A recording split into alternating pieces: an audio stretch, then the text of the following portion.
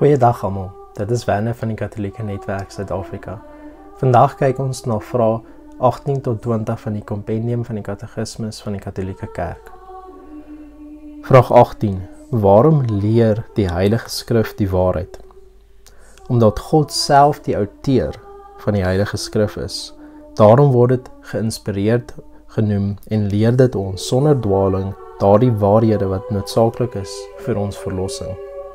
Die Heilige Gees het inderdaad die menslike skrywers geïnspireer en hulle het dit wat hy ons wil leer neergeskryf. Tog is die Christelike geloof geen godsdiens van die boek nie, maar die woord van God, wat nie 'n geskrewe en stom woord is nie, maar die mens geworde lewende woord, soos gesê deur Saint Bernard van Clairvaux. Vraag 19. Hoe moet 'n mens die Heilige Skrif lees? Die Heilige Skrif moet gelees en uitgelê word met die hulp van die Heilige Gees en onder leiding van die leergesag of magisterium van die kerk, volgens 3 maatstawe. 1. Aandag moet aan die inhoud en die eenheid van die hele Bybel gegee word. 2. Die Bybel moet binne die lewende oorlewing of tradisie van die kerk gelees word. En 3. Die analogie van die geloof, dit wil sê die onderlinge samehang van geloofswaarhede, moet in ag geneem word. Vraag 20. Wat is die kanon van die Heilige Skrif? Die kanon van die skrif is die volledige lys van Bybelboeke. Die is deur die kerk bepaal aan die hand van apostoliese oorlewering of tradisie. Hierdie kanon bevat 46 geskrifte van die Ou Testament en 27 van die Nuwe. So in die Heilige Skrif van die kerk voortdurend haar voedsel en haar krag, want sy ontvang dit nie as die menslike woord nie, maar soos Paulus sê in 1 Tessalonisense 2 vers 13, maar as wat dit werklik is, die woord van God.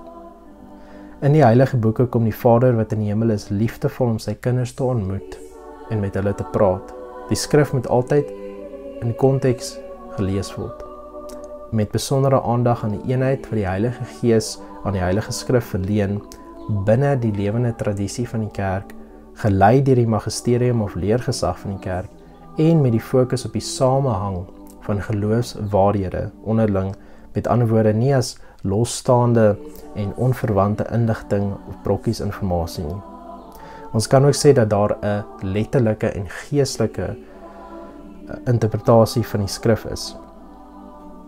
Die letterlike verwys na die woorde van die Heilige Skrif en wat oorgedra word deur die gesonde uitleg. Die geestelike sin verwys na wesenlike werklikhede en gebeure dieper binne die teks, gesentreer rondom die eenheid van God se verlossingsplan.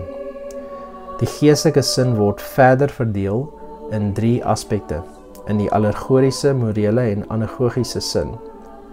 Die allegoriese sin verwys na die gebeure in die skrif wat uiteindelik na die dieper betekenis van Christus wys. Mens sien dit veral in die Ou Testament. Die morele sin verwys na die waarhede van die skrif wat ons in ons lewens lei, wat ons wys wat is reg en verkeerd. En die anagogiese sin beteken om werklikhede en gebeure in die skrif te beskou in terme van hulle ewige betekenis, wat ons lei na ons ware tuiste in God se teenwoordigheid. Ek sluit af hierdie video met 'n aanhaling van Sint Augustinus. Maar ek sou nie in die evangelie geglo het as die gesag van die Katolieke Kerk my nie reeds daartoe beweeg het nie.